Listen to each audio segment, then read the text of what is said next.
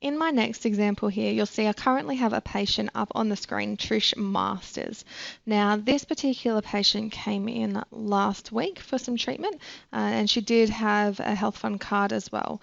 If we go over to the ledger there, we'll see that there are some item codes currently entered in. However, there's no payment at all against this, which is another situation that I have seen a couple times, again, if the high caps is down in the practice. So what we're going to do is actually fix this up. So the very first thing that we need to do is actually link a health fund to her account. As you can see that it's currently not linked by the fact that that shield is grey. If we just click right onto that, it's going to allow us to add that in by just clicking add third party in the top left hand corner.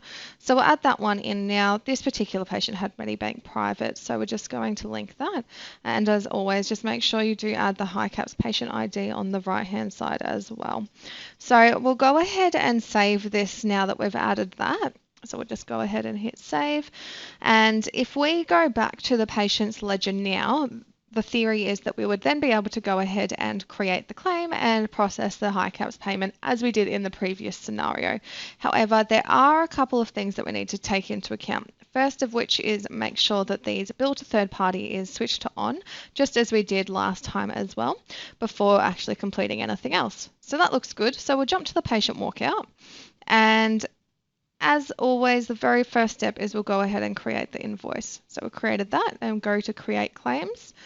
However, it looks like there's actually nothing sitting there waiting for us to create. So that's a little bit of a problem because when we're trying to do this normally, it should have a few item codes there for us to create the claim. If we go back to the third party area where we just linked the claim, so I'll just jump over to there now and then go into the health fund, we'll find that the start coverage date is today's date, not the 30th of May. And this is where the issue lies. The sender won't actually allow you to add in any claims or third-party payments unless there is coverage to cover it, essentially.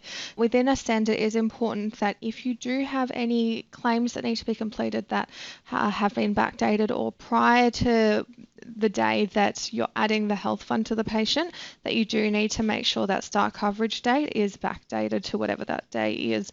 In our particular case, that's the 30th of May. So now that we've actually gone ahead and done that, we can definitely go ahead and complete the rest of it. So just jumping to the patient walkout, we'll go create claim and then we'll create claims down there. Fantastic.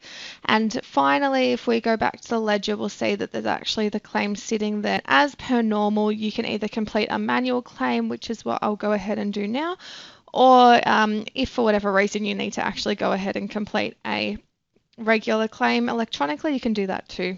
I'm just going to make sure that I do backdate this to the day that I actually took the claim on the 30th of May. And as previously, I'll just go ahead and do Eclaim electronic and tick the manual box. Perfect. So I'm just going to apply the amounts that were covered per item code and then go ahead and get this one saved.